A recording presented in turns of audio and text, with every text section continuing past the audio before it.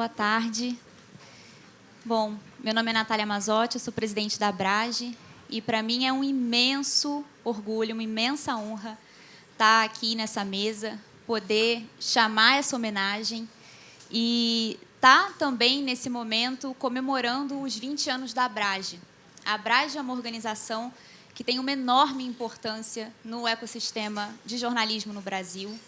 E há 20 anos ela vem trabalhando para desenvolver projetos que gerem impacto na vida, no trabalho dos jornalistas nesse país. A gente tem projetos como o Tim Lopes, proteção legal para jornalistas, e acho que todo mundo aqui já deve ter sido impactado ou impactada de alguma forma pelos cursos da Abrage. Eu sou uma delas e devo muito da minha carreira à Abrage. Posso nomear algumas pessoas que são referências para mim até hoje, inclusive o Toledo, que não vai fugir, porque foi uma pessoa que...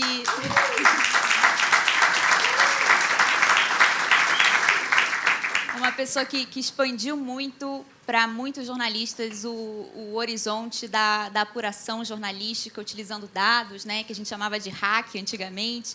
Então, é um privilégio enorme poder falar nesses 20 anos dessa instituição que trouxe e continua trazendo tanto benefício para nós, para a nossa profissão e para o trabalho que a gente desenvolve, que é fundamental para a democracia. A gente tem cada vez mais certeza disso. E nesses 20 anos da Abrage, tem dois personagens que são muito, muito importantes e estão sendo homenageados aqui. E eu queria dizer que foi uma luta para a gente conseguir homenagear os dois. Já há algumas diretorias, a gente tentava homenagear o Marcelo Beraba e a Angelina Nunes, e não era possível porque eles não queriam ser homenageados. Então, foi uma batalha, e aí a gente percebeu que, talvez, com os 20 anos da Abrage, né, a gente tivesse uma desculpa, e talvez também pelo fato da gente querer homenagear os dois juntos, eles aceitassem, né, deixassem um pouquinho a humildade, a generosidade gigante de lado e aceitassem receber essa homenagem, que vem não só pela contribuição, por todo o trabalho que eles dedicaram à Abrage.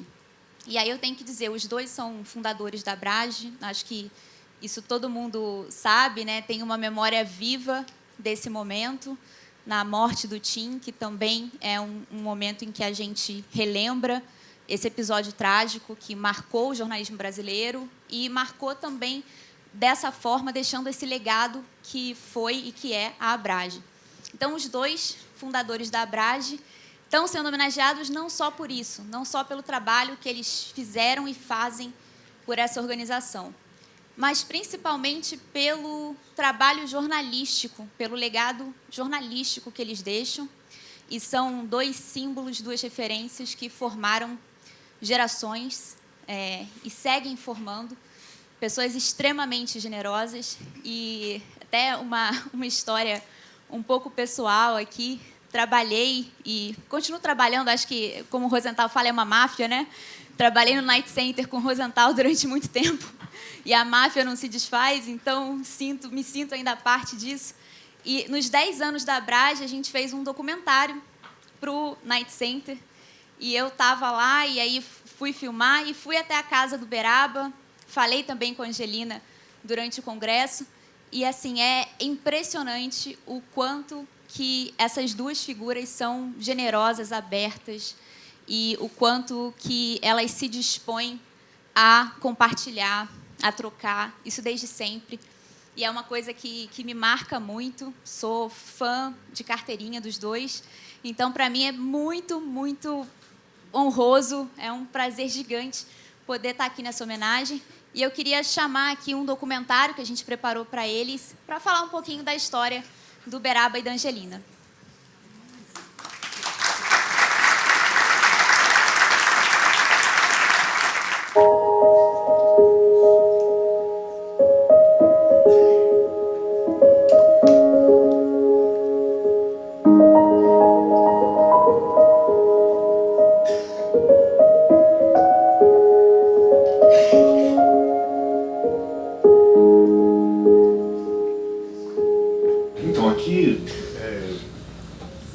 Eu tinha mais um arquivo aqui ainda que eu consegui digitalizar todos os documentos que tinham dele.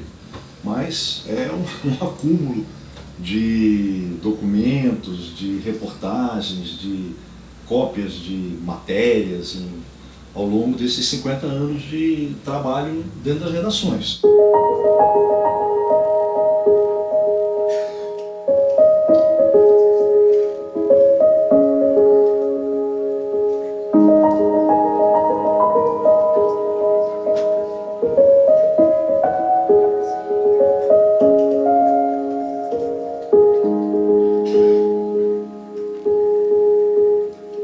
Eles entrem aqui, entre vocês dois aqui no meio. X, peraí. Bota assim, como é que é aquele negócio do Faustão? Arquivo confidencial. Isso, bota aí, arquivo confidencial do Faustão.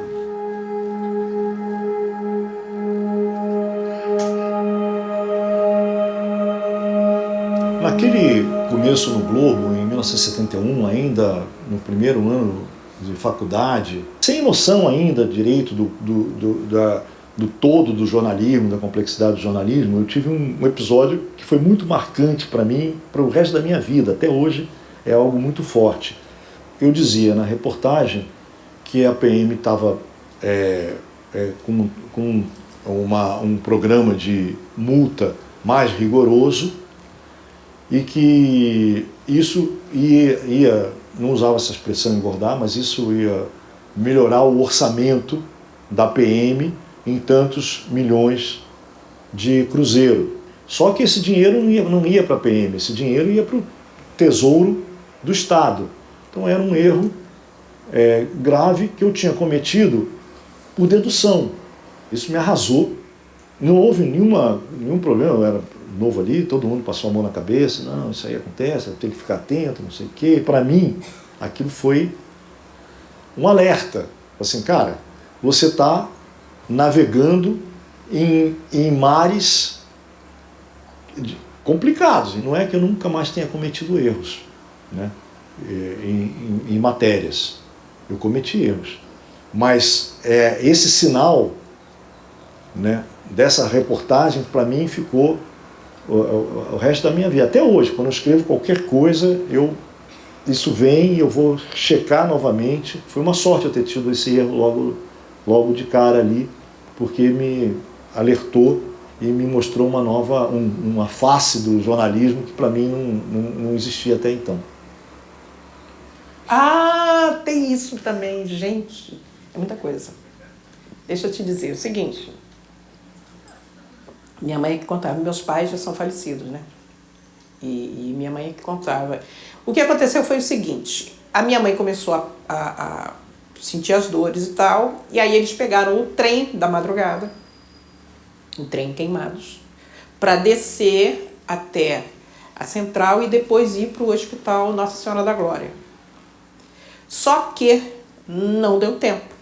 Dentro do trem, mais ou menos ali, quando chegou perto de Deodoro, o maquinista já foi informado, que maquinista é um negócio tão antigo, já foi informado, enfim, que tinha uma senhora que poderia dar à luz nos próximos minutos e tal. E aí ele esvaziou, aquele vagão foi esvaziado, né? As pessoas foram para os outros vagões e quando foi ali, sabe, na altura da Praça da Bandeira, não tem a Praça da Bandeira que tem aquele viaduto que chama o Viaduto das Forças Armadas, né? Exatamente em cima daquele viaduto eu nasci exatamente ali. A notícia do meu nascimento saiu uma notinha no jornal. Eu achava muito curioso, eu falei assim, gente. Aí eu fui na biblioteca para caçar, né? Eu falei assim, pô, será que os caras noticiaram na época? Aí eu achei a notícia no dia 18 de maio. Quer dizer, o cara apurou mal. E logo eu, que sou chata pra cacete nessa coisa de apuração. Errou parte do nome da minha mãe, disse que era um menino que tinha nascido e tal. Faltou essa checagem básica que ele deveria ter feito, né?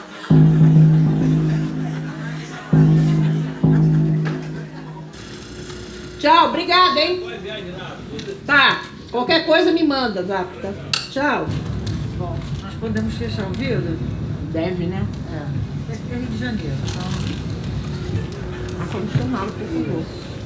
A gente uma vez foi fazer uma matéria numa comunidade do Rio de Janeiro, na Zona Sul, se eu não estou enganada, no Morro do Cantagalo. Descobriram uma mansão no Cantagalo de um determinado bandido traficante. E estouraram lá tudo, então a gente foi cobrir. E a gente está vendo a comunidade silenciosa, o que não é comum, quem é jornalista sabe disso. E daqui a pouco aparece uma moça e fala, vocês estão querendo o quê? A gente se apresentou, nós falamos, somos jornalistas. E aí ela falou assim, tá, a casa é aquela ali. E ela nos levou a casa. E aí ela fala, vamos descer aqui para ver o porão. Quando a gente chega no porão, tinham 2 Dobermans trancados dentro de uma casa mesmo de cachorro, e eu olhei para a Angelina olhou para mim e falei, ferrou, né? E aí a gente saiu dali, quando a gente saiu já tinham mais pessoas. E aí é que vem o problema todo, porque até aí estava tudo bem. Quando eles começam a contar pra gente uma coisa que tinha acontecido, que na realidade, como é que a polícia descobre essa casa? A polícia descobre essa casa porque 2 policiais civis novinhas, parecendo meninas da Zona Sul que estavam ali frequentando a comunidade, ficaram morando ali por uns 2 meses, fazendo levantamento. Quando eles contaram isso, e eles estavam todos de olho na gente, porque podiam achar que a gente também estava disfarçando que éramos repórteres. Eles perceberam que, de fato, nós éramos jornalistas, viram o nosso crachá, viram tudo, enfim. Não sofremos nenhuma violência, porém, eles trouxeram, não, Coca-Cola para a gente beber, pão com mortadela, e a Angelina não come nem mortadela nem toma Coca-Cola. Aí, quanto trouxeram de Coca-Cola, a Angelina tomou, eu tomei. Aí foi só na década de 80, início da década de 90. Hoje não faríamos mais, nem eu nem a Angelina. Se bem que a gente foi fazer uma pauta do Mulheres, que foi sobre a fome, que foi na Baixada Fluminense, e corremos outro risco. E é claro que nos próximos dias eu vou levá-la ao aeroporto, porque ela está indo para a Polônia. São Cristóvão. Então vamos, São Cristóvão. Você veio entrevistar um jornalista e pede para te falar a verdade? Estava brincando, né? Houve um tempo em que não se podia falar a verdade. Agora pode, felizmente. Eu era editor de política e o Marcelo, bem mais jovem, muito mais jovem, era repórter de cidade. Todas as semanas saía uma bela matéria que o Uberaba fazia no jornal. Mas quando teve o episódio do Rio Centro, que o pessoal da ditadura, militares do Exército, da Ativa, foram ao Rio Centro, onde existia um show. O Exército foi cometer um atentado lá. E a bomba que eles iam soltar lá dentro do Rio Centro explodiu nos Países Baixos do capitão. O Uberaba foi ao pronto-socorro e conseguiu lá, descobriu toda a história do capitão que explodiu a bomba nele. Inclusive atestados médicos, laudos médicos, tudo. Cada vez mais é importante essa dedicação à verdade.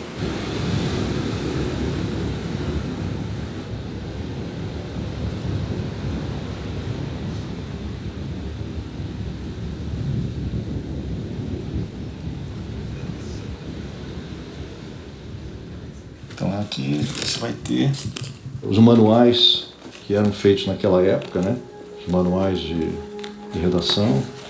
Conheci o Uberaba na Folha de São Paulo, idos de 1987, 88, mas fui conhecê-lo melhor mesmo durante a campanha presidencial de 1989, a primeira campanha presidencial desde o fim da ditadura, fazia mais de 20 anos que não havia eleição para presidente no Brasil, e o Uberaba era editor de política da Folha e responsável por organizar uma cobertura que ninguém sabia como fazer. Toda a geração que trabalhava nas redações nessa época não tinha sequer votado para presidente, quanto mais feito a cobertura de uma eleição presidencial. E foi uma experiência única, porque o Uberaba é o maníaco do planejamento, é o jornalista que mais bem planeja coberturas e planeja o jornalismo, que é uma coisa rara. E a gente cobria programa de governo. E foi uma ideia do Uberaba e completamente inusitada. Nunca ninguém tinha feito uma cobertura assim. Eu me lembro de chegar na campanha do Paulo Maluf, por exemplo, no comitê de campanha dele no Jardim Europa, uma mansão do Yunis, e falou, olha, Sr. Paulo, vim aqui cobrir o seu programa de governo. Descobri o que o senhor tem a propor sobre vários assuntos. Ele falou, programa de governo, meu filho? Tá bom. Miguel, era Miguel Colaciono, ex-prefeito de São Paulo. Vem aqui, por favor. Você que não está fazendo nada, vai ser meu coordenador do programa de governo. Foi assim que nasceu o programa de governo do Maluf. O Beraba é aquele cara que aparece pouco, ele não é um nome que se projeta nas páginas do jornal necessariamente, mas organiza a cozinha do jornalismo, e eu acho que esse foi o grande legado do Beraba e que as pessoas reconhecem como um aprendizado, porque aprenderam a trabalhar de alguma maneira, entendeu?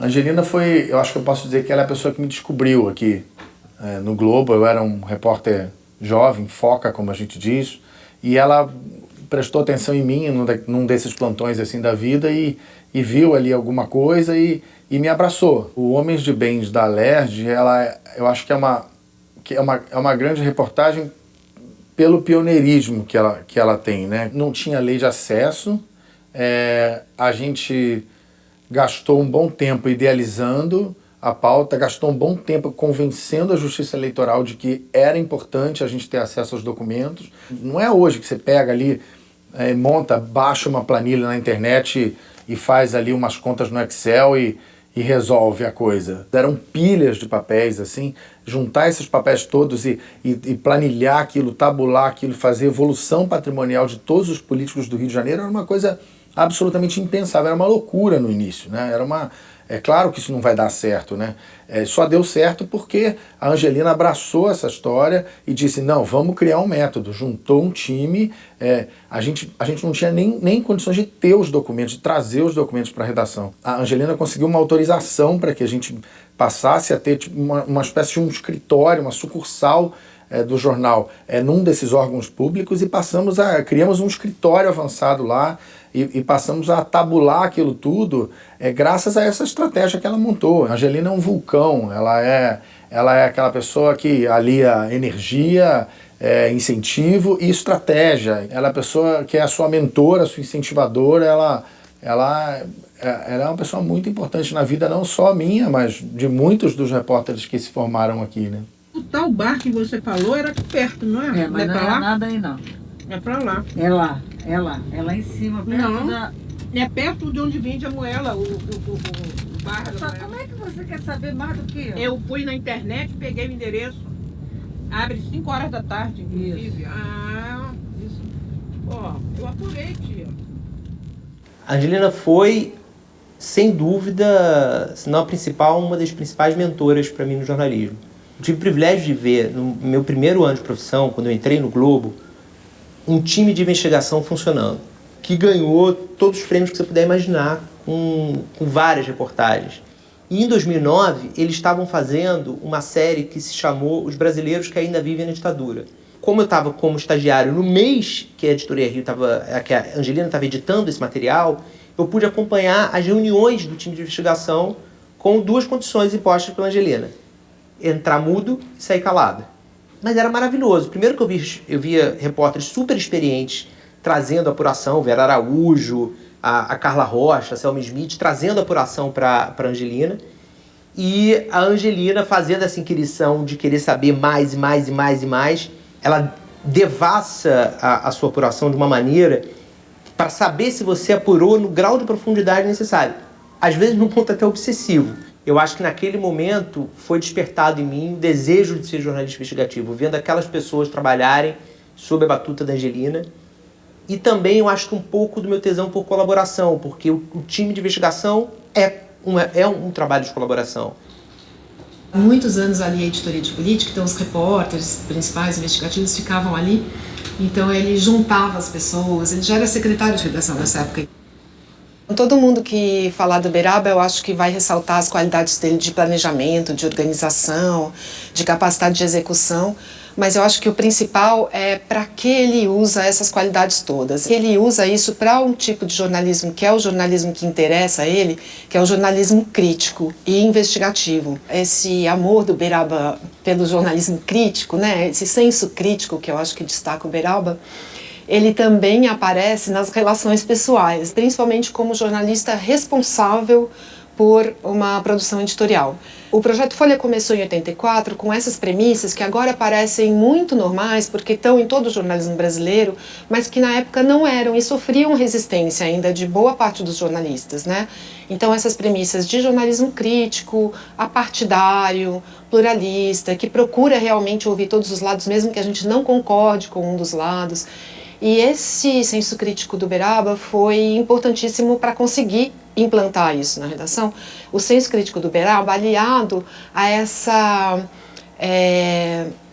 falta de condescendência, digamos, com essa falta de transigência com os humores da redação. Eu me lembro de vários episódios de quando eu era editora de fotografia, principalmente, em que eu ia apresentar um trabalho achando que tinha sido super bem feito e o Uberaba achava que não estava bom ou reclamava de algo que estivesse faltando. Ele está preocupado em levar uma informação bem apurada para o leitor e ele não quer saber por que essa informação não chegou. Então acho que até por isso ele foi também um ombudsman muito bom, né? Porque o ombudsman ele tem que criticar o noticiário independente das condições de produção que a redação tem. Ele tem que ignorar as dificuldades.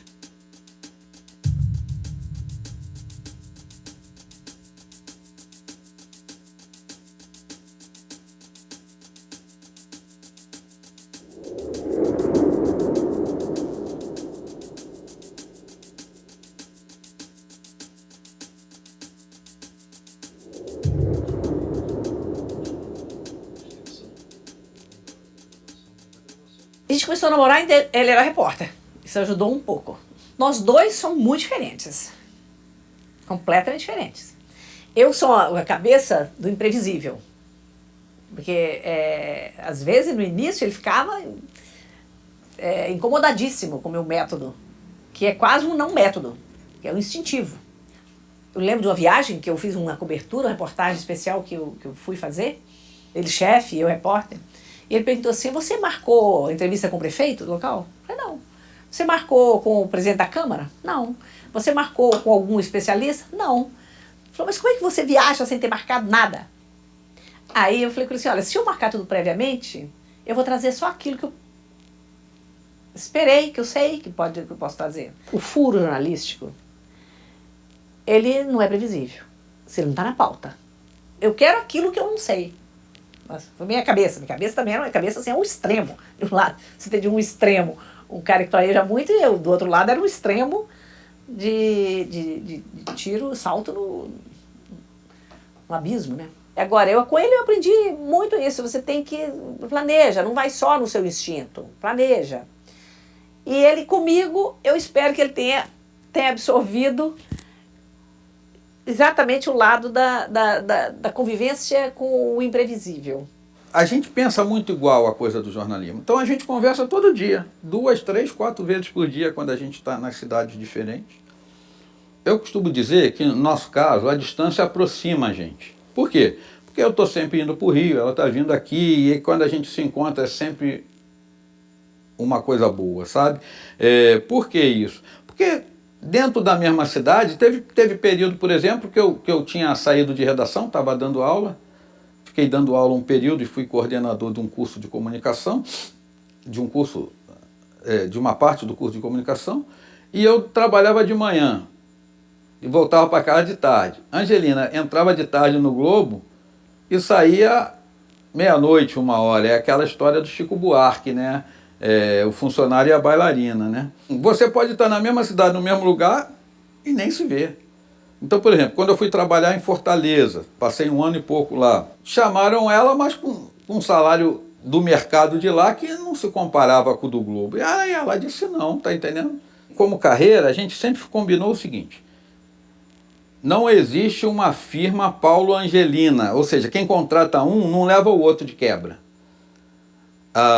O que existe é a Angelina Sociedade Anônima Limitada, sei lá o quê, e o Paulo Sociedade Anônima Limitada, MEI, sei lá o quê.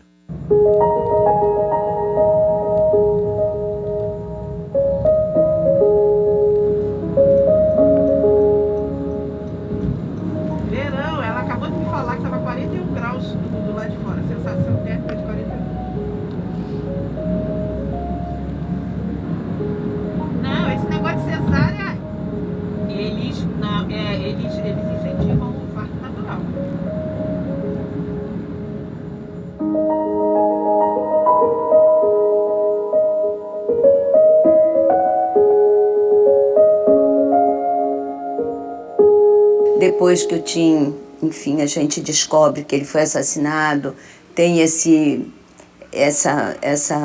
sofrimento, né, da constatação de que não teremos ele novamente. Beraba foi uma das pessoas que estava abraçando a família, mas eu entendo que o papel do Beraba, ele é além, né, desse apoio afetivo e esse apoio familiar. Isso até me emociona, porque ele pega e diz assim, bom, esse nome ou esse trabalho não pode ficar restrito a essa forma dessa morte. O Beraba mobiliza um grupo de jornalistas para criar a Associação Brasileira do Jornalismo Investigativo, a ABRAGE, e o jornalismo investigativo, ele vai lá no fundo, ele vai no cerne da questão, ele vai na origem. Nosso país precisa dessas pessoas, precisa desses profissionais. Sobre esse projeto, né, que é o projeto jornalista Tim Lopes, que é coordenado pela Angelina Nunes. Ela me telefonou, me convidando para eu participar, participar de um podcast que ela estava fazendo, falando sobre o Tim.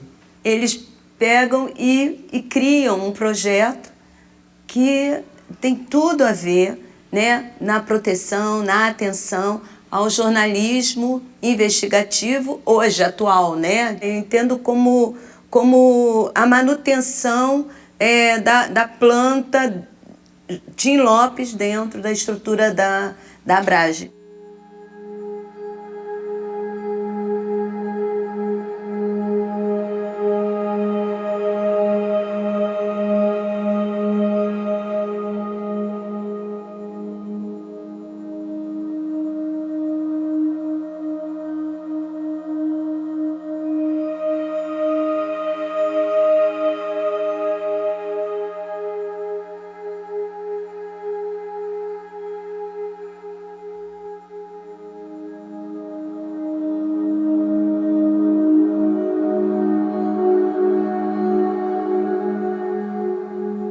A Angelina eu conhecia desde que eu era foca, na verdade. Eu era repórter do Jornal Dia e ela já era do Globo, ela cobria administração pública assim como eu. Tinha que fazer uma entrega para um veículo, ela tinha que fazer para outro. Eu sempre achava que a dela ia ser melhor. Meu Deus, é a Angelina que vai para essa pauta? Aí, socorro, tô com medo. Mas ao mesmo tempo, quando eu ia, cada vez eu via uma coisa que eu dizia, mas é isso, tem que ser assim. E o que é tem que ser assim? E aí eu vou tocar num ponto que é um ponto, para mim, nevrálgico, que é a questão de ser mulher cobrindo política. Ela tinha uma postura muito firme, assim. Ela já deixava claro que, entendeu? Já dava fora em político se fosse necessário. Como se ela tivesse me dado um manual, entende? De não vai ser fácil, tá? Porque aqui tem que ser durão aqui. Durona. A mulher tinha que parecer muito dura, muito seca, muito fria. Não porque ela quisesse, porque existia de fato um mainstream muito ligado a isso. Né? Ou você é assim ou apertar a sua bochecha. Já apertaram minha bochecha, entendeu? Já, quando eu estava grávida das minhas filhas, já teve político que ficou querendo beijar a barriga minha barriga com as crianças. Eu fiquei com vontade de ter ânsia. Eu não me transformei numa Angelina, digamos, mas a partir do que eu aprendi ali, eu encontrei um jeito de ser repórter, fugindo, e é muito triste isso que eu vou dizer, não estou dizendo que é um exemplo, mas fugindo do fato de ser mulher. E hoje, aquela repórter que me assustava porque eu morria de medo de levar um furo dela, é minha amiga. Coisas que eu aprendi com ele, né? Pra mim, eu aprendi muito no episódio do Enem, que foi um furo, que foi o maior furo da minha vida, eu fiz junto com o Beraba. Eu recebi uma ligação no jornal dizendo que a pessoa estava com o Enem, estava, né, com a prova que ia ser aplicada 3 dias depois. Ao receber a informação, eu, como um repórter, sempre fui assim, super ansiosa e queria fazer logo, já queria sair, já ia conversar com esses caras, não sabia nem quem eram, porque eles não tinham me dado nome, só diziam que estavam com o Enem. não sabia quem era, eu já estava indo. Ao mesmo tempo, outros chefes que tiveram um pouco de medo achavam, não vamos. Não vamos porque isso é emboscada. E o Beraba que parou e falou, vamos ver, Renata. O Beraba também com toda a experiência que ele tem nessa questão de segurança dos jornalistas e que sentou comigo para conversar e vamos pensar, vamos perguntar mais coisas para eles, entender a veracidade do que está acontecendo, se é isso mesmo, se eles estão mesmo com a prova. Depois de todas as perguntas que ele me fez, que eu voltei, perguntei, depois que a gente avaliou, ele foi crucial para decidir, não, você vai. Então o Beraba decidiu que algumas pessoas comigo também, que eu não ia sozinha. Então foi um outro jornalista, um fotógrafo de longe, fotografando. E isso não foi só nesse momento, né? Depois que eu voltei com a informação, depois que eu vi de fato o Enem e a gente foi publicar, o Beraba estava lá o tempo todo. E que me ajudou a pensar agora como é que nós vamos verificar a veracidade dessa prova que você viu. Porque eu não levei o Enem embora. Eu decorei questões e eu precisava saber, será que o que eu vi era o Enem mesmo que ia ser aplicado? E aí com ele também eu pensei toda a estratégia de falar com o ministro da Educação, e o ministro teve que ir atrás das pessoas que tinham feito as questões, foi uma coisa que durou horas e tal. No dia seguinte, toda a imprensa estava atrás disso, todo o país sabia que o Enem tinha sido cancelado por causa da nossa matéria. E eu chego no jornal bem cedo, e a primeira pessoa que eu vejo é o Beraba, com os braços abertos assim no corredor pra mim. Que furo! Meu Deus, você arrebentou! Eu queria fazer todos os elogios possíveis. E é uma coisa que me marcou, eu não esqueço aquela cena do dia seguinte, que me deu força para continuar, porque aquele dia seguinte foi muito difícil. Eu fui ameaçada depois por esses homens, que tive que sair da minha casa, fiquei algum tempo protegida pela polícia. Eu me emociono de lembrar, porque ele tava lá com aquele bracinho, e veio dar um abraço, tão fofinho.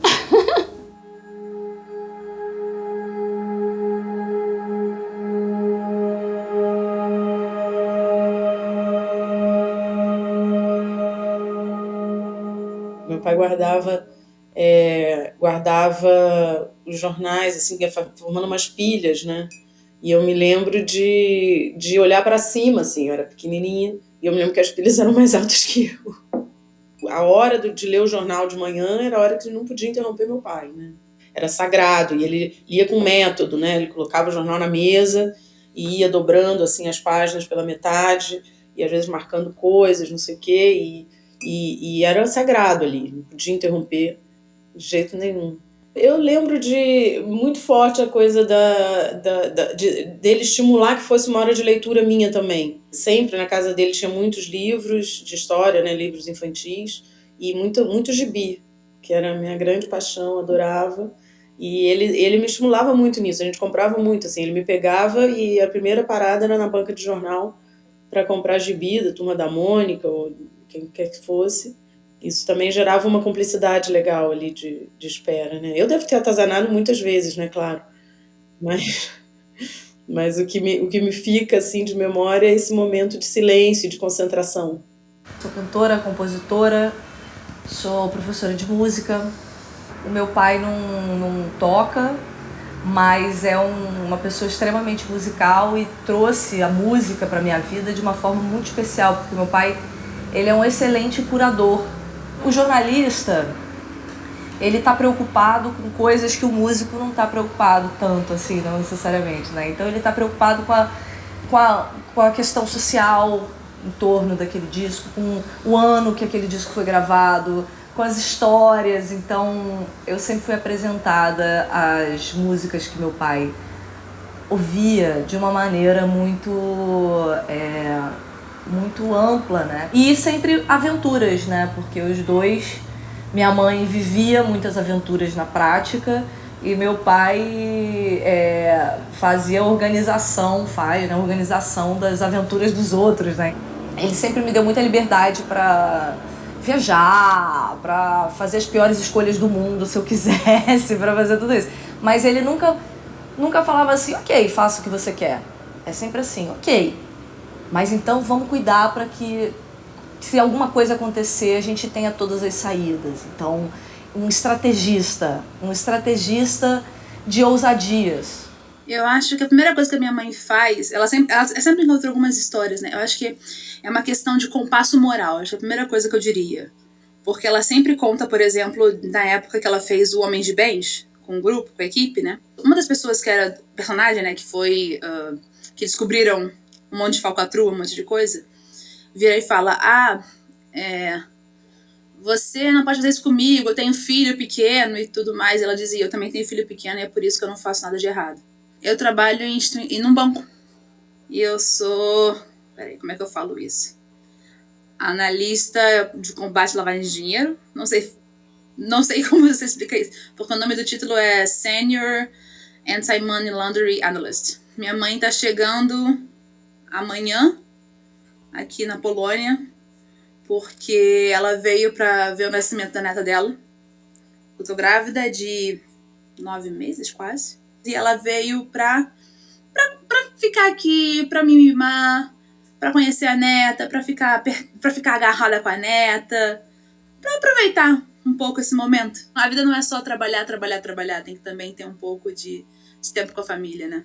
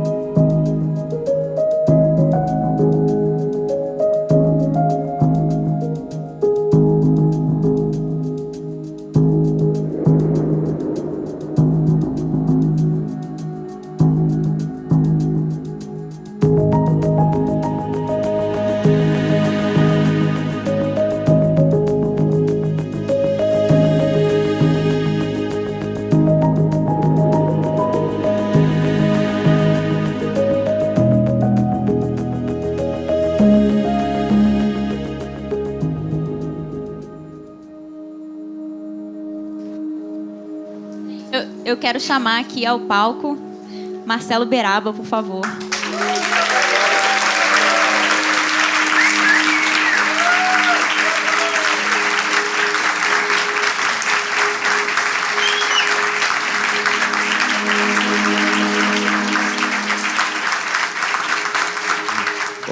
Com exemplo e generosidade, formou várias gerações de repórteres e a Abrage é fruto do seu amor ao jornalismo. Homenagem dos parceiros e admiradores da Abrage, Marcelo Beraba.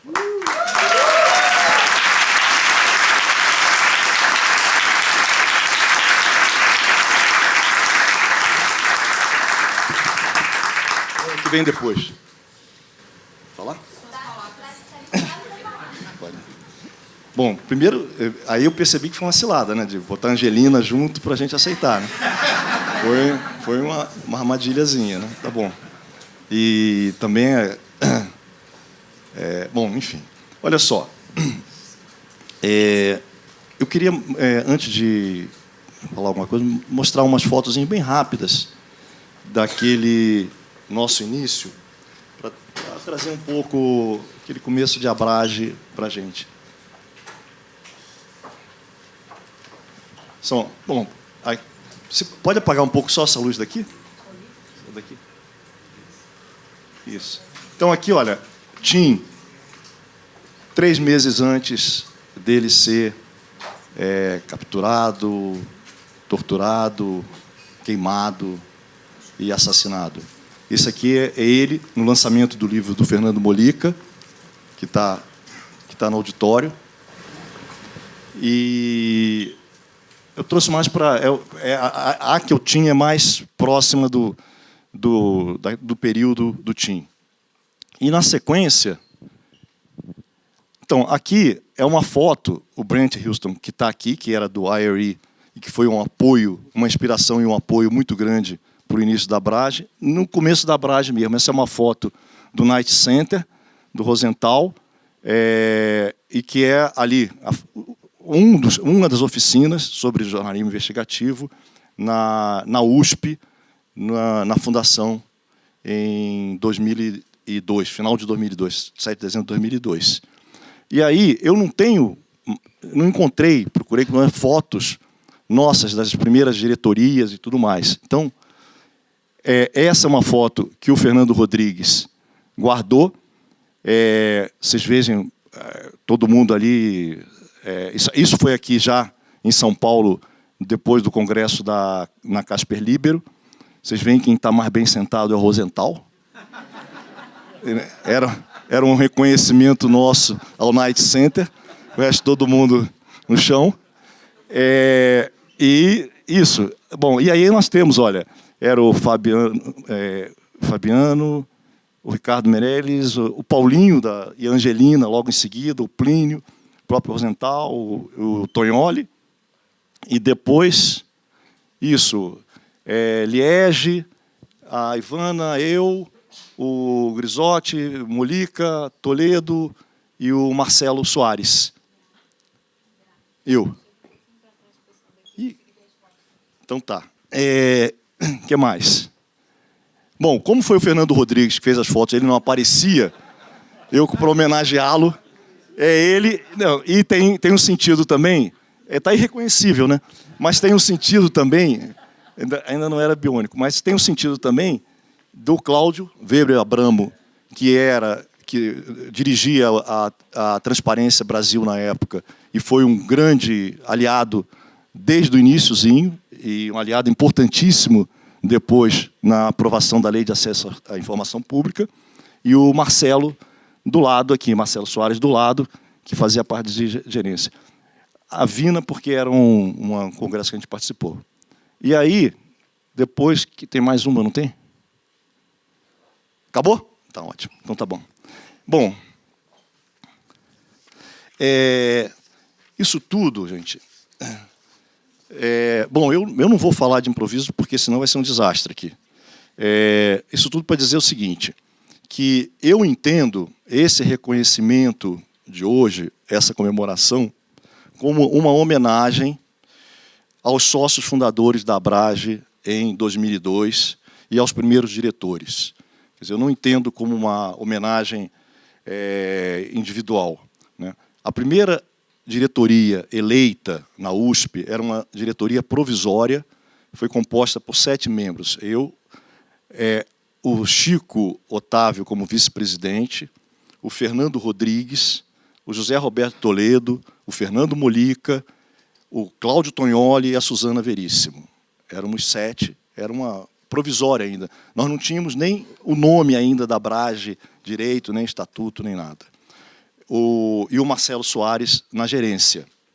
E a Suzana Veríssimo não pôde continuar, e já nessa diretoria provisória foi substituído pela Liege Albuquerque. No final do primeiro congresso, em 2005, na PUC do Rio, nós ampliamos para 11 membros a diretoria, e aí já tinha sido aprovado o estatuto, já estávamos todo constituído, e aí fez parte desse grupo o Toledo já como vice, mais a Adriana Carranca, a Ana Estela de Souza Pinto, a Angelina Nunes, o Cláudio Tognoli, o Fernando Molica, o Fernando Rodrigues, o Giovanni Grisotti, a Liege Albuquerque e o Plínio Bortolotti. E no Conselho Fiscal, o Eduardo Faustini, a Laura Diniz e o Evandro Spinelli. Então, eu entendo que nós estamos falando desse começo de formação da Abrage. 2002, quando a gente funda a Abrage, 2002 foi um ano, eu resumi assim, foi um ano de choro, de indignação e de ação. Nós choramos muito, eu chorei muito a morte do Tim. Eu era muito amigo do Tim, muito ligado a ele, né, de anos e anos. E nós choramos muito, mas nós fomos para a praça, literalmente para a praça, fomos para a Cinelândia,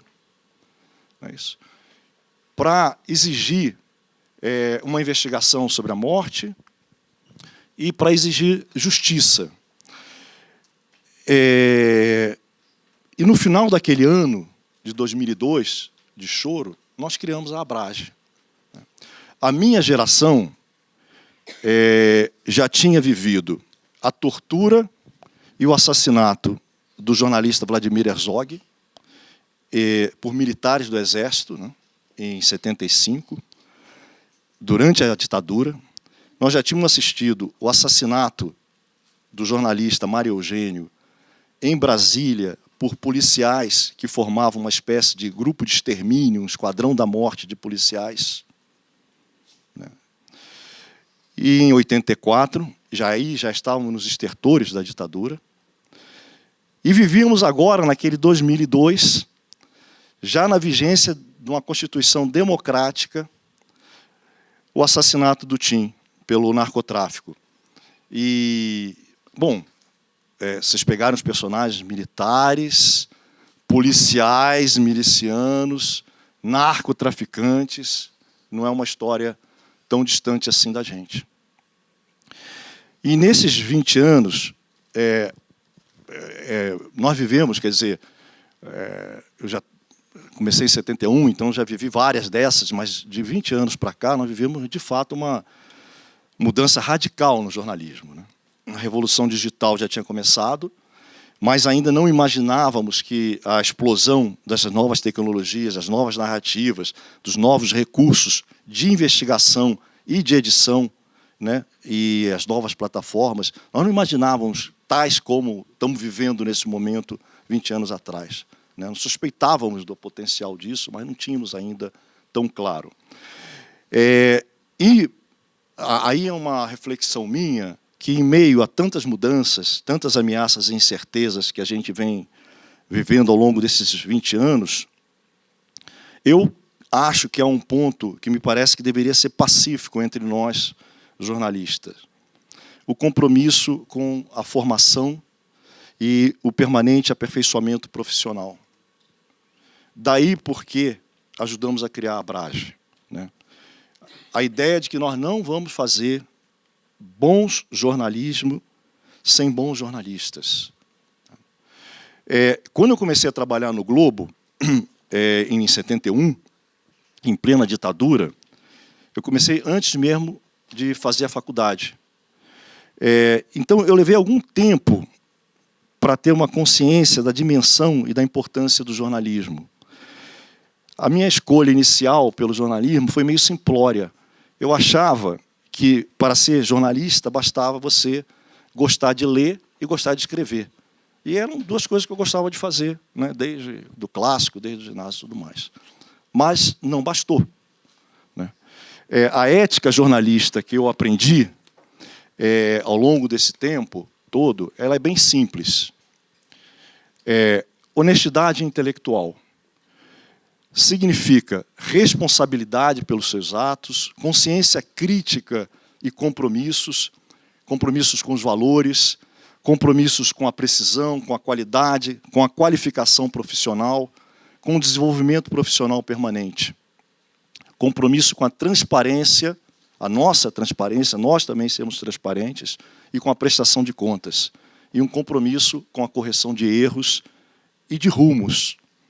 Então, eu não consigo imaginar um jornalista agindo de má fé. Dedução não é jornalismo, ficção não é jornalismo, audiência a qualquer custo não é jornalismo, preconceito não é jornalismo, gente. E não é uma novidade de uma plataforma, nem a criatividade de um texto, nem a ousadia da edição, nem a militância por boas causas, na minha opinião, nos levam necessariamente ao bom jornalismo. O bom jornalismo está na investigação, na minha opinião, isenta, sem viés, feitas por bons jornalistas bem preparados. E esse também é o compromisso inaugural da Abrage. Agora, 2002 também foi um ano de eleições presidenciais. Nós, que trabalhamos ao longo da ditadura sob censura prévia e repressão, sabíamos que a continuação do processo de democratização do país seria muito difícil. Estou falando em 2002, eleição de 2002. Mas nós tínhamos consciência dos desafios e tínhamos esperanças, né? E, no entanto, 20 anos depois, estamos vivendo esse retrocesso que todos estamos acompanhando.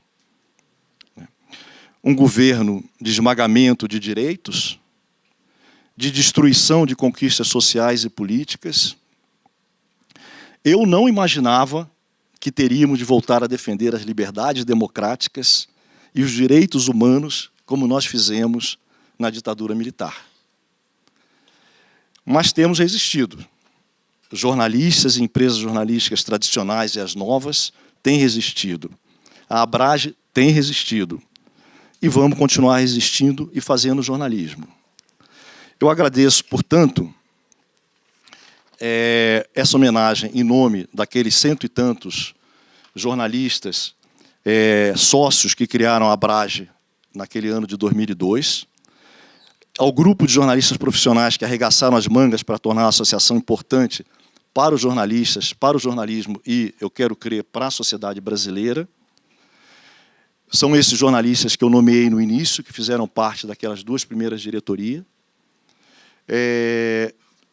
E quero fazer um agradecimento especial aos filhos que me acompanharam nessa saga. Ana Luísa e Cecília estão aqui, lindas. A Olívia e o João ficaram no Rio com os netos. E um agradecimento, viu, Thaís? Um agradecimento principalmente a Elvira Lobato.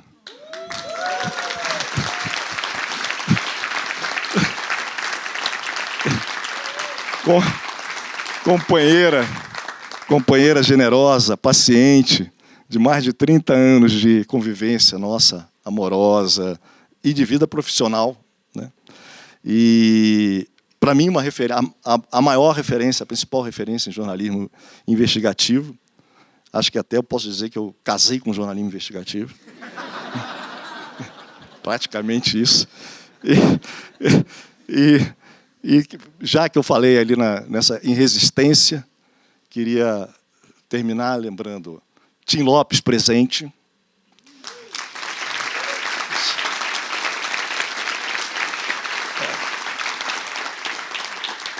Apoio ao jornalismo profissional, longa vida à Abrage e Estado democrático de direito sempre.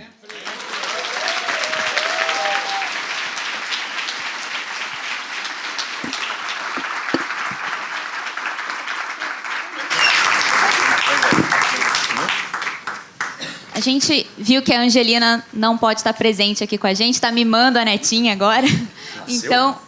Nasceu? Não, ainda não? Não, então ainda não está mimando a netinha. Tem que apurar. Vai mimar a netinha. Mas ela mandou uma mensagem pra gente que a gente vai ver aqui no vídeo.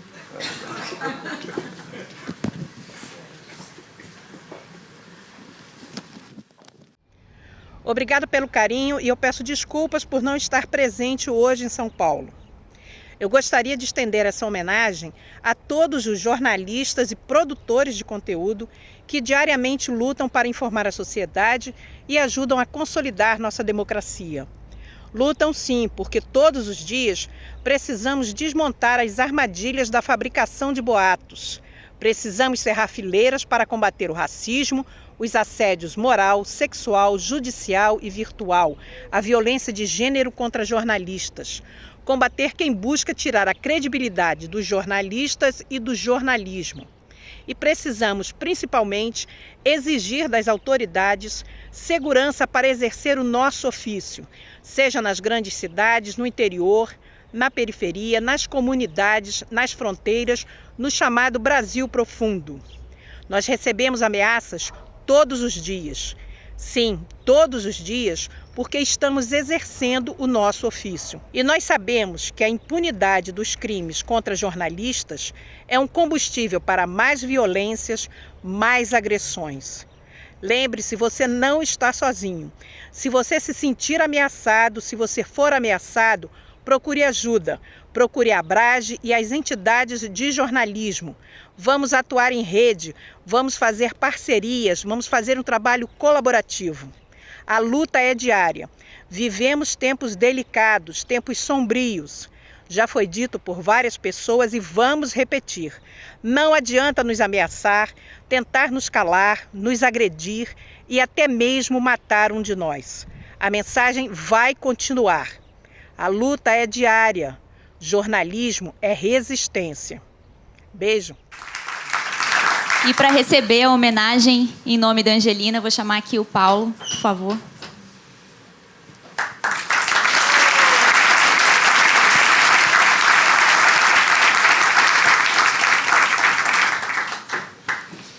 É fácil receber essa homenagem para uma pessoa que a gente admira muito.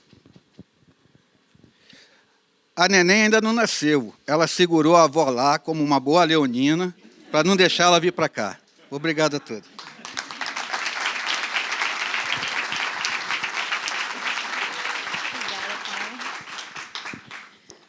Bom, e a gente tem mais uma homenagem hoje, que é também para uma pessoa que tem uma importância muito grande para a Abrage. Foi uma pessoa que acompanhou o nascimento da Abrage, ajudou a criar o estatuto, que hoje, até hoje a gente usa, e contribui demais para várias causas que são super importantes para a gente. Só para dar um exemplo para vocês, a gente, na gestão ainda do Marcelo Trazzel, que está aqui, a gente entrou com uma ação direta de inconstitucionalidade no Supremo para poder impedir que os juizados especiais sejam utilizados para fins de assédio judicial contra jornalistas, como que aconteceu, inclusive, com a Elvira Lobato, depois que ela fez uma série de investigações contra a Igreja Universal. Então, a Thaís Gasparian é uma pessoa que vem contribuindo com a Abrage enormemente, como uma advogada que luta pelas causas que importam ao jornalismo, que importam à mídia como um todo, a boa informação para a sociedade, liberdade de expressão, liberdade de imprensa. Então, para a gente é um prazer enorme poder homenagear a Thaís e esse trabalho que ela realiza com a gente e para a gente durante tanto tempo. Por favor.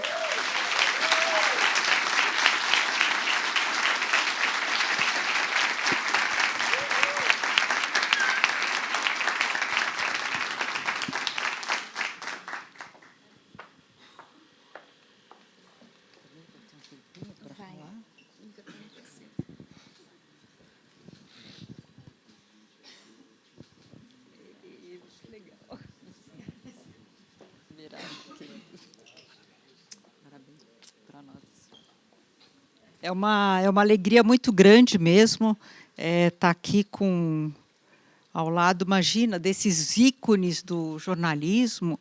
Para mim, o Uberaba, claro, e a Angelina, para mim é uma alegria estar perto deles. Afinal, eu acho que eu tenho até que agradecer aí para o Uberaba de ter me chamado às tantas para a gente começar a fazer esses estatutos da Abrage e começar, então, a desenhar, né? Assim, há 20 anos, né, Beraba? Parece uma coisa, tanto tempo, e a gente desenhava aquelas palavras ali, junto com o Fernando Rodrigues também, e agora vê isso, né? O que a Abrage se tornou aqui, ficou enorme e faz um trabalho sensacional, né? Aqui, muito bacana.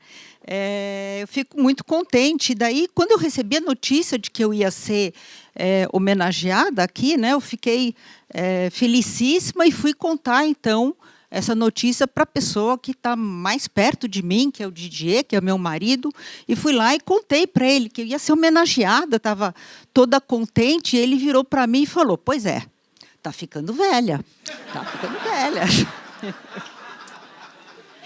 Só as pessoas que ficam velhas que são homenageadas. Mas o Didier tinha razão nesse ponto. Aliás, como sempre, tem razão em muitas coisas o Didier, né? Mais ou menos, algumas, assim, não muitas também.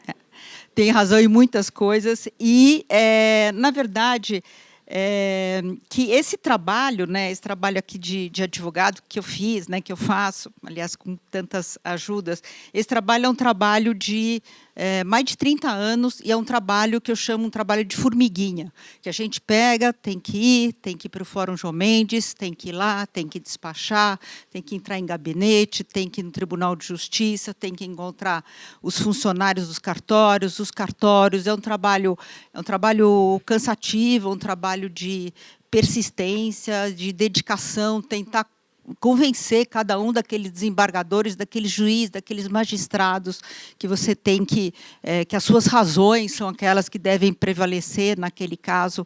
E esse trabalho que eu chamo de formiguinha é um trabalho de uma perseverança, de uma insistência, de uma disciplina quase, e essa disciplina, essa perseverança, eu aprendi com meu pai, que também está hoje aqui me homenageando.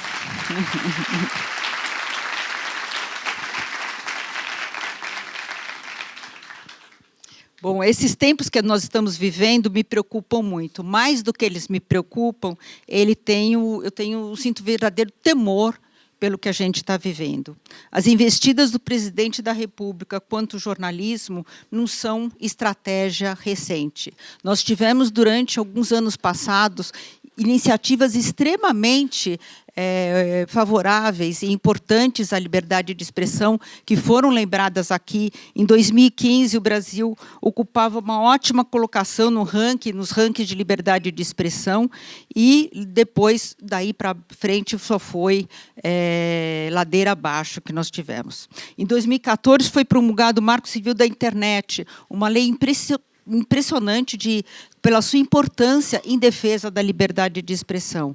Em 2015, a Lei de Direito de Resposta. E antes ainda, em 2011, a Lei de Acesso à Informação que nós tratamos, que vocês trataram aqui antes. São leis importantíssimas, e depois desse tempo, a partir de 2015, 2016, o Brasil foi decaindo em todas as posições de liberdade de expressão, e o trabalho da imprensa brasileira e, consequentemente, dos advogados que atuam nessa área, tornou-se especialmente complexo e difícil.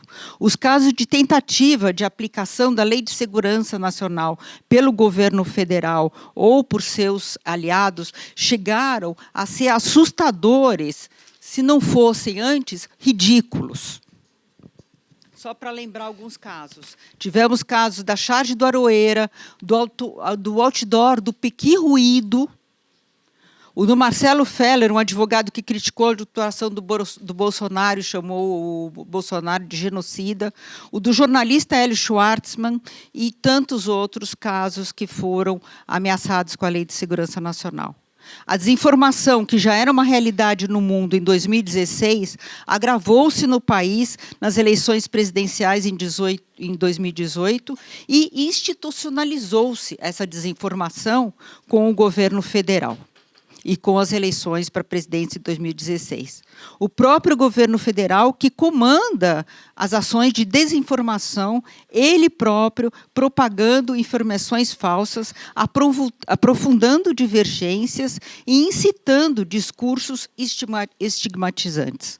Agressões verbais, ações violentas ou intimidantes, restrições ao acesso à informação e uso abusivo de processos judiciais tornaram-se facilmente identificados no cenário brasileiro.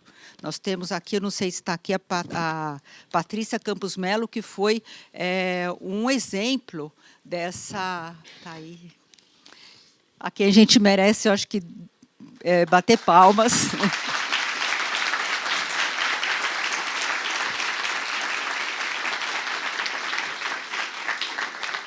É um exemplo de pessoa que foi extremamente atacada aqui, e essas palmas não são só para ela, acho que são para todas as outras, inclusive, principalmente, mulheres que têm sido atacadas.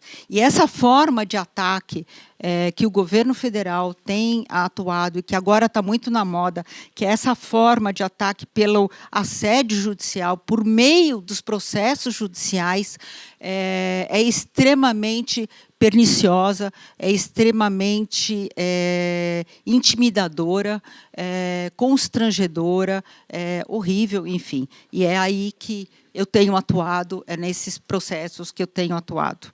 Advogar para jornalistas não é fácil, eu acho que os jornalistas são até mais vaidosos do que os advogados, então...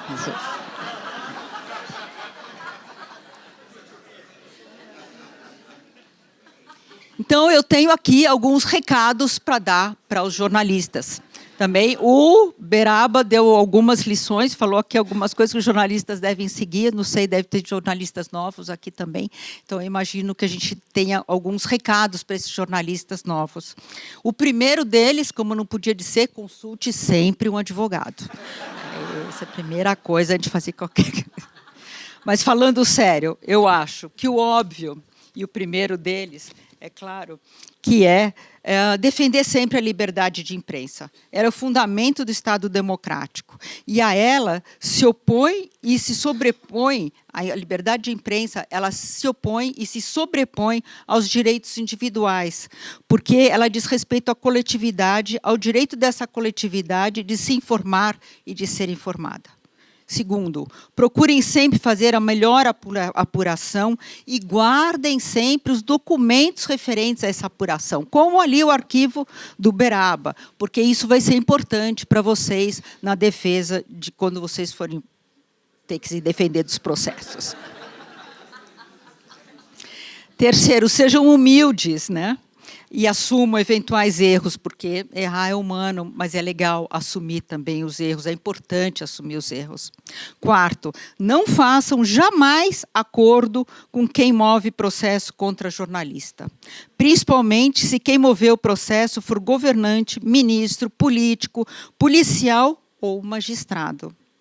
Essas pessoas assumiram a vida pública e devem suportar críticas e as análises do seu desempenho. Então, elas não merecem confiança se moverem ação contra os jornalistas. Por último, desconfiem sempre daqueles que começam a tratar a liberdade de expressão pelos seus limites. Não só porque não se deve formular um conceito por aquilo que o exclui, que são os limites, mas, sobretudo, porque a questão, na verdade, é saber se a liberdade de expressão comporta limites. É essa a nossa questão importante aqui.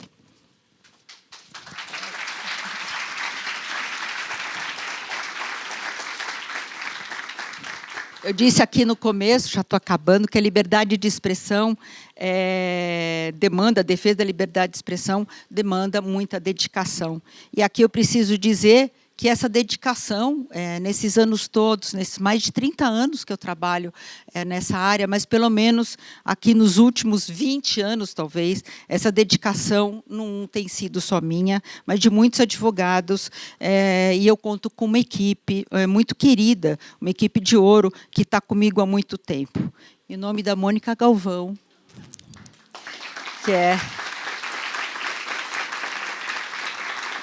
Em nome da Mônica Galvão, que é minha filha profissional, que eu chamo minha filha profissional, nenhum filho meu está aqui, mas eu chamo a minha filha profissional.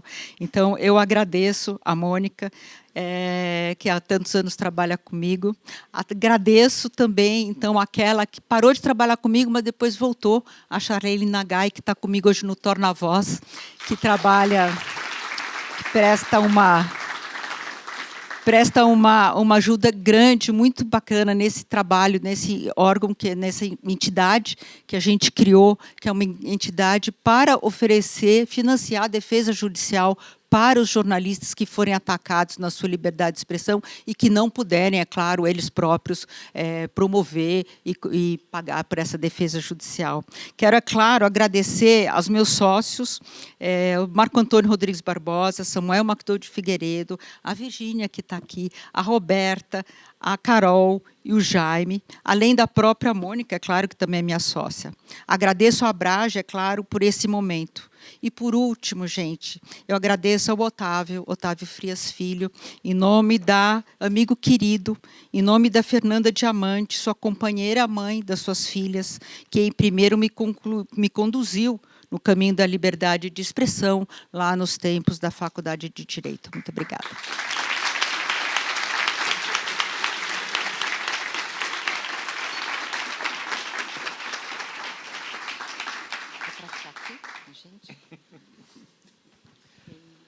Oi, meu nome é Rosenthal Calmon Alves, alguns já me conhecem aqui. Eu vou começar esse pequeno bloco sobre os 20 anos da Abrage, lembrando que o Knight Center, o Centro Knight para o Jornalismo nas Américas, oficialmente começou no dia 1º de junho de 2002. No dia 2 de junho, a gente teve a notícia da tragédia do meu querido amigo, colega de redação, Tim Lopes. Eu estava nos Estados Unidos sozinho, em casa, que a família tinha vindo para cá, que era o verão de lá, e depois de começar a chorar sozinho nos cantos lá, eu vim para cá, fui ao funeral, não fui a Cinelândia, mas falei na praia, que teve uma outra manifestação, e dali nasceu, vendo o Beraba e os outros jornalistas, nasceu a primeira atividade do Centro Knight em agosto, que foi esse seminário no Rio de Janeiro, onde a gente introduziu aqui no Brasil, de certa maneira, a preocupação com a segurança. Então, fizemos um seminário sobre jornalismo investigativo, técnicas, segurança e ética. E desse seminário foi que, com a liderança do Beraba e de outros companheiros jornalistas que estavam já pensando em fazer uma organização como o IRE dos Estados Unidos, daí nasceu a Abrage em um outro seminário que também o Knight Center realizou no dia 7 de dezembro de 2002, que é o dia oficial do aniversário da Abrage. Então, embora a Abrage tenha nascido com essa preocupação de promover o jornalismo investigativo em profundidade, está no DNA da Abrage, desde o começo, a proteção dos jornalistas. E a Abrage tem ocupado um papel muito mais importante na sociedade brasileira do que os próprios fundadores da Abrage pensaram que a organização ia ser. Porque, por exemplo, a IRE não entra nessas outras partes de defesa da liberdade de expressão ou a segurança e proteção dos jornalistas. Neste momento em que a gente ainda está no luto da morte do Dom Phillips e do Bruno na Amazônia, e que eu, pessoalmente, estou sofrendo muito com a prisão do meu amigo, um grande jornalista investigador da Guatemala, que está na cadeia hoje, por uma armação de um governo que está virando o que muitos governos na América Latina estão, que é uma autocracia, uma ditadura inimaginável em alguns casos naquela região, numa cadeia que provavelmente tem muitos corruptos que foram para a cadeia por causa das reportagens investigativas que esse jornalista conseguiu investigar e publicar no jornal dele. Então, essa questão do ataque ao jornalismo é uma questão que vem junto ao ataque à democracia ocidental. Não é apenas no Brasil que nós temos isso, mas aqui a Abrage quis aproveitar essa ocasião dos 20 anos para homenagear e lembrar mais uma vez, porque, como o Beraba disse, Tim Lopes presente sempre. Nós, então, gostaríamos de chamar aqui, a Abrage me pediu para passar uma placa para a Tânia e para o Bruno, a irmã e o filho do Tim Lopes. Tânia.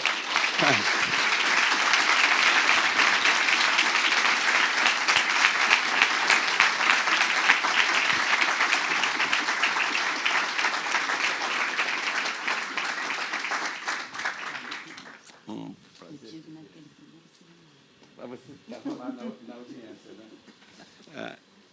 Você quer falar umas palavras? Bruno.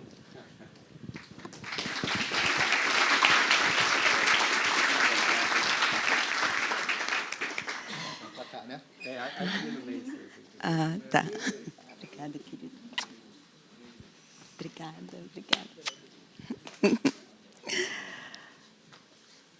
Boa noite. Boa noite? É. Quase. A todas, a todos. Bom, aqui está escrito: a memória de Tim Lopes é o farol que guia a luta em defesa do jornalismo investigativo e contra aqueles que querem silenciá-lo. Uma homenagem da Abrage a Tânia Lopes, irmã do eterno Tim Lopes. 17º Congresso Internacional de Jornalismo. Olha, é emocionante esse momento, emocionante essa sala aqui cheia de profissionais ligados ao jornalismo. Meu irmão me ensinou muita coisa, nós éramos muito juntinhos, muito apegadinhos. E eu gosto de contar uma história, que eu quero aproveitar que está aqui um grupo grande, né, dessa carreira linda e que tanto contribui para a grandeza do nosso país e que continua lutando e resistindo, que é o seguinte: eu morava em Cabo Frio, tinha as crianças bem pequenininhas, agora me aposentei e voltei para lá. E uma amiga minha foi morar nos Estados Unidos, e com 2 filhos, e a pequena, na 4ª série primária, ela ganhou um prêmio que, na época, como melhor aluna da escola, da cidade. Quer dizer, o prêmio foi enviado pelo presidente dos Estados Unidos. E eu achei aquilo o máximo, né, de maravilhoso. Né? Imagina, uma brasileirinha, né, nos Estados Unidos ganhou o prêmio de melhor. Aí liguei para o Canjo. O nome dele era Arcanjo, né? Em casa nós estávamos de Canjo. Aí liguei para o Canjo. Canjo, deixa eu te contar uma coisa. Aí ele, fala, maninha, o que é? Olha só, aconteceu isso. Ah, interessante. Deu a mínima. Interessante. Eu vou ver se alguém quer dar isso aqui. Aí eu dei a notícia, tudo bem, né? Depois a gente vai entendendo, né? Que pauta era essa? Interessava essa pauta para ele, né? A pauta dele era a pauta dos desassistidos, dos que estavam com fome, dos que estavam sofrendo, dos negros, né, que sofriam racismo. Essa era a pauta dele. Então, foi isso tudo que ele me ensinou. E, com a morte dele, ele me deu muitos amigos, grandes amigos. Marcelo Moreira, um deles, que me ajudou muito, sempre me ajuda. Angelina Nunes, telefono para ela, como é que a gente vai fazer com os 20 anos da morte do Tim? Imediatamente já fez um grupo, já chamou Marcelo Beraba, já chamou não sei o quê, e já realizamos um 2 de junho digno do Tim. Não Tim, 20 anos sem Tim, mas Tim Lopes vive. Então, eu só tenho a agradecer muito. A Brage cresceu como tudo que Tim plantou. Muito obrigada.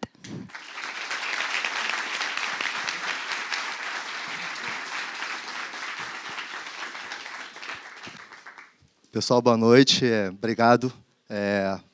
Antes de tudo, eu também dava parabéns ao Beraba, porque foram colegas de muito tempo atrás. Eu acho muito importante você, como um bom amante de samba, né, dar as flores em vida. O samba do Guilherme de Brito, o Nelson Cavaquinho. Então, eu acho importante esse samba chamado Quando Me Chamar Saudade. Foi inevitável não lembrar desse samba. Eu sei que você gosta também.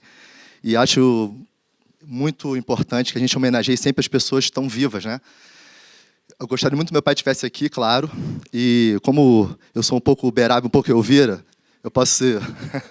eu sou um bom geminiano. Eu até tinha escrito alguma coisa num bloco aqui, mas é impossível não falar do ano de 2002, que eu nunca sei se eu vou falar como jornalista ou como filho, eu prefiro tentar ir na coluna do meio e vamos.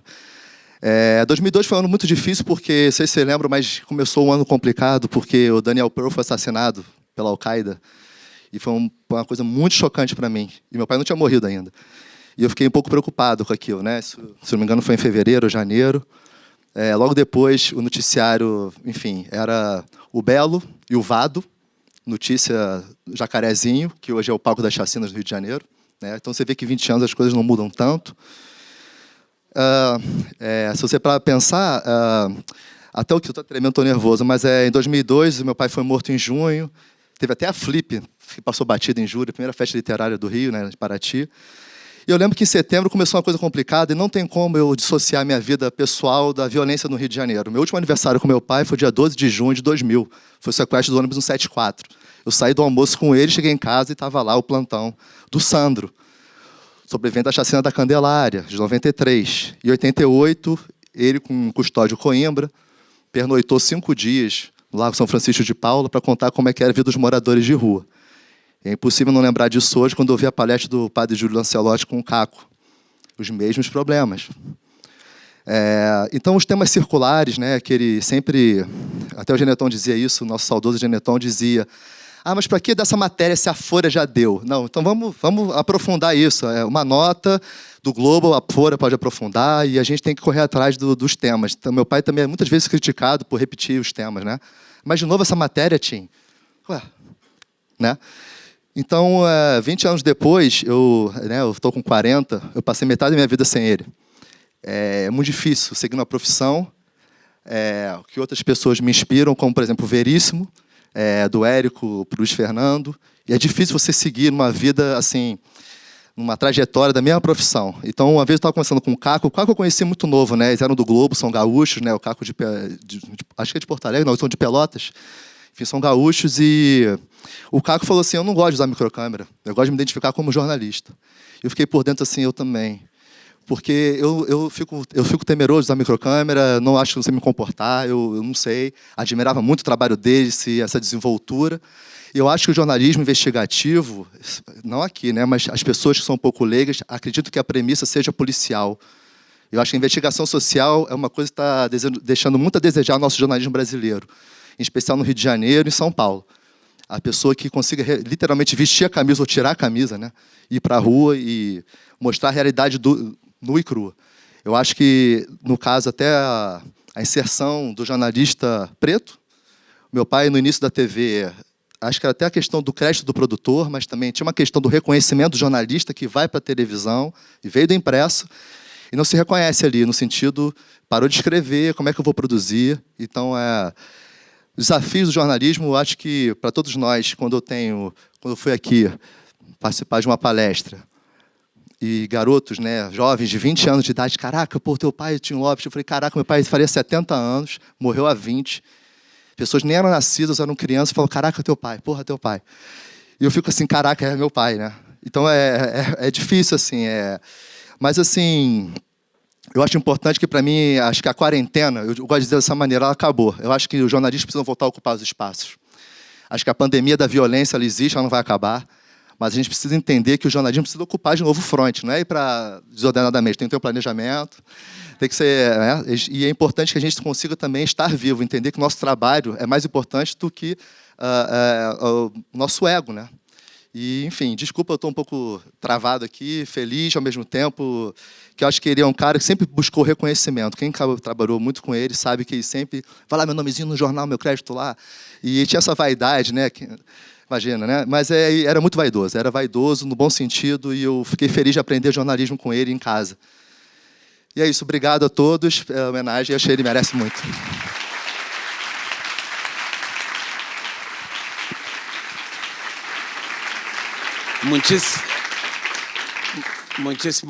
Muitíssimo obrigado. Eu gostaria... Bom, antes me deu vontade de contar que naquele meu luto vindo para o Brasil, eu escrevi um artigo para o Globo dizendo que a morte do Tim Lopes não podia passar em vão. E, na verdade, você vê que 20 anos depois realmente não passou. A transformação que o Tim fez no jornalismo brasileiro, não só quando estava vivo, mas depois que ele nos deixou. O legado que continua, o projeto Tim Lopes, que a Angelina dirige, que é uma coisa absolutamente extraordinária e muito parecida com o que aconteceu nos Estados Unidos, quando também no dia 2 de junho, que quando eu fiquei arrepiado quando eu descobri essa coincidência, no dia 2 de junho de 1976, Don Bowles, um jornalista investigativo americano em Phoenix, no Arizona, foi assassinado. E a nascente Abrage dos Estados Unidos, que é a IRE, estava começando e resolveu ir lá e investigar o crime contra esse jornalista investigativo. E ali praticamente nasceu a Abrage americana. E eu, quando eu vi a coincidência das datas, eu fiquei realmente emocionado, porque a mesma coisa. Lá a IRE cresceu e aqui a Abrage tem um papel transformador no jornalismo brasileiro e é o legado do Tim que está vivo. Muitíssimo obrigado a vocês.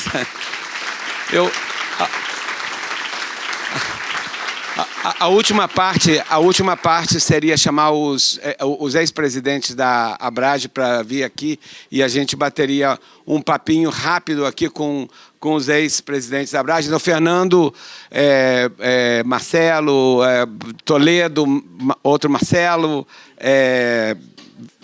vocês... exato. Mas, enfim, para fechar um bate-pronto aqui, um bate-pronto aqui rapidinho com Beraba, Fernando Rodrigues, Marcelo Moreira, José Roberto de Toledo, o Tiago Redi, o Daniel Bramati e o Marcelo. O Marcelo traz o que já tá vindo aqui. Então, Marcelo, eu vou começar com você. Porque para de abraçar o Beraba aí. Vou começar com você, porque você já está aqui. Não, senta ali que eu sento aqui. A primeira pergunta qual foi o maior desafio que você encontrou durante a sua presidência e onde você vê o futuro imediato da Abrage, ou daqui a uns anos? Bom, boa noite. Rapidinho, hein? Houve dois desafios, é fácil de identificar os dois maiores desafios. Bolsonaro e Covid. A minha presidência foi nos últimos 2 anos, entre 2020 e 2021. E, infelizmente, nós tivemos que deixar de lado os congressos presenciais por conta da Covid, o que causou um grande transtorno, né, na organização toda da Abrage, na equipe. E, em segundo lugar, isso foi ainda mais difícil, porque a gente estava precisando responder a todos os assédios, ataques que o jornalismo vem sofrendo, né, desde 2019, de 2018. Então, nós realmente investimos muita energia nisso, e eu gosto de pensar que nós conseguimos causar algum impacto, né, criamos alguns projetos, por exemplo, o Programa de Proteção Legal a Jornalistas, que não resolveu, mas amenizou, pelo menos, um pouquinho esses obstáculos que a extrema-direita, né, vem tentando impor ao jornalismo e que não conseguiu impor. Porque não por causa da Abrage ou por causa de qualquer organização que tenha, mas por causa da coragem de todos os jornalistas, né, que seguiram fazendo o seu trabalho, mesmo sob esse fogo cerrado. Então, aproveito para agradecer a todo mundo que seguiu aí fazendo o seu trabalho e lutando. Aqui, Bramati, você também, a mesma pergunta. Quais foram os seus, da sua gestão, os maiores desafios? Desafio, sem dúvida, o contexto político, né? Foi uma surpresa. Eu fui um presidente acidental. Eu deveria ter sido vice-presidente naquele momento e a candidata a presidente teve que renunciar na última hora e eu acabei assumindo a cabeça da chapa. E eu pensava, nossa, vou fazer coisas legais de jornalismo de dados e tal. E aí veio o Bolsonaro, né? Aí o contexto político foi aquela virada total e uma grande preocupação porque a gente estava num universo muito indefinido de um grupo político que vilanizava o jornalismo e que exigia da gente uma postura de muito cuidado, muita cautela, para que a gente não pisasse na casca de banana que eles nos jogavam todos os dias. E o lado bom é que a gente conseguiu criar o projeto Comprova, conseguimos fazer o Domingo de Dados e manter todos os programas que a Abrage tem uma gama gigante de atuações. A gente conseguiu manter tudo funcionando. Eu vou perguntar ao Tiago, porque eu acho que, como está vindo numa ordem cronológica assim meio... Olha, quando eu penso na época em que fui presidente da Abrage, acho que foi um momento fácil da minha vida, sabia? Porque parece que eu estou fazendo graça dizendo isso, mas o meu trabalho era catalisar desejos, catalisar a energia de várias pessoas que estavam ali juntas, por uma mesma causa, por uma mesma razão, acreditando nos valores essenciais do jornalismo, né? E que, nesse momento de hoje, parece uma coisa ainda a se lutar por elas, né? Estão em desuso até entre nós, entre vários de nós, né, que estão aqui hoje. E esses valores, naquela época, eram tão firmes, eram tão claros, que enfim, o trabalho da Abrage, na época, era um pouco seguir um caminho que já vinha sendo traçado há tanto tempo, por tanta gente, e realizar isso, né? Agora, posso falar de uma coisinha, né? São todos homens aqui, né? Dá um pouco de vergonha essa... Isso é uma coisa que eu acho que na Abrage, na nossa gestão, passou a ser uma preocupação que não foi nossa, era uma questão do contexto do mundo atentar a isso. E agora vai ter essa nova presidência. Vem Toledo? Tá bom. Então, pela ordem cronológica. Pela ordem reversa, né? É que ele pegou pela cor do cabelo, ele achou que eu estava no... Por fim. É muito fácil, pelo menos para mim, foi muito fácil ser presidente da Abrage, porque a instituição é muito forte. Depende muito pouco do presidente, pelo menos na minha gestão foi assim, eu não fiz quase nada. A equipe que trabalhava muito bem. Eu acho que tão importante quanto nós que estamos aqui seria talvez trazer para o palco as pessoas que trabalharam na cozinha da Abrage. Desculpa, roubei a fala do Fernando aqui. Porque é uma instituição, não é personalista, né? E essa foi uma preocupação, me lembro claramente do Beraba falando isso na primeira reunião, que isso daqui não pode ser uma coisa personalizada ou personificada em uma pessoa, tem que ser uma coisa coletiva. E talvez tenha sido o maior feito da Abrage, uma profissão, como diz a Thaís, que tem gente que é mais ególatra do que advogado, conseguir fazer uma associação em que o coletivo preponderou sobre o indivíduo, né? E eu fui presidente em 2013, que não foi exatamente um ano tranquilo, né? Mas a gente não fazia ideia ainda do tamanho da encrenca que estava nascendo ali.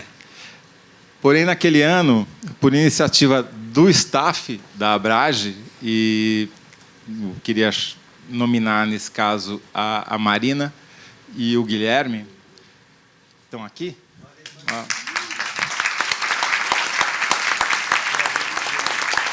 E a Veridiana, que não está aqui, que está numa melhor, em Paris, começaram a fazer o levantamento dos ataques a jornalistas. 2013, vocês vão lembrar, o ano das manifestações em que os jornalistas passaram a ser alvo também, né? Pela primeira vez, talvez em escala industrial, né? Carros de reportagem queimados, ataques violentos contra jornalistas, e eles tiveram a ideia e começaram a fazer o levantamento de quantos ataques, dando nome, data, veículo, todos os detalhes de quem tinha sido atacado e quem tinha feito o ataque. E a maioria eram ataques pela polícia, o que me levou a receber uma intimação para ir depor na Polícia Militar sobre isso, e eu não fui e mandei a Marina no meu lugar. Como disse o Toledo, não é um trabalho de uma gestão, é um trabalho de um período, né? E a morte do Tim Lopes, por mais tragédia que tenha sido, plantou uma semente muito importante em que o jornalismo brasileiro tivesse uma associação que, de fato, representasse e que, de fato, lutasse pelas grandes causas da democracia. Eu fui presidente em 2012, 2013. Então, na minha gestão, eu peguei os 10 anos da morte do Tim. E um grande presente que o Fernando Rodrigues me deixou, que era organizar um congresso gigantesco, milionário, que a gente não tinha dinheiro. E aí fui eu e Beraba batendo na porta de um monte de patrocinador.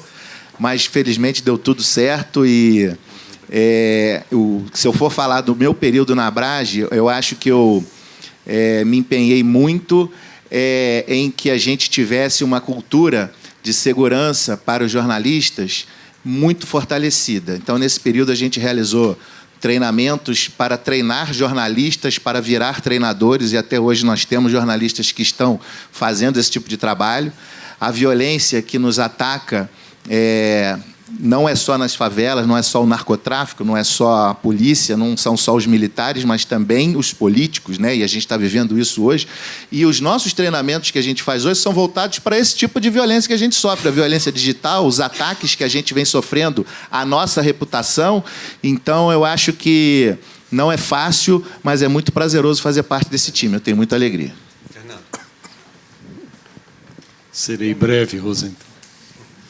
Queria repetir o que o José Roberto de Toledo falou e fazer uma homenagem ao Guilherme Alpendre, à Veridiana Sedé, à Marina e a todo o staff que sempre trabalhou na Abrage. No meu ano, eles foram fundamentais para que a gente desse um salto que vinha sendo dado a cada gestão de profissionalizar o trabalho da Abrage. No momento, a gente não tinha sede.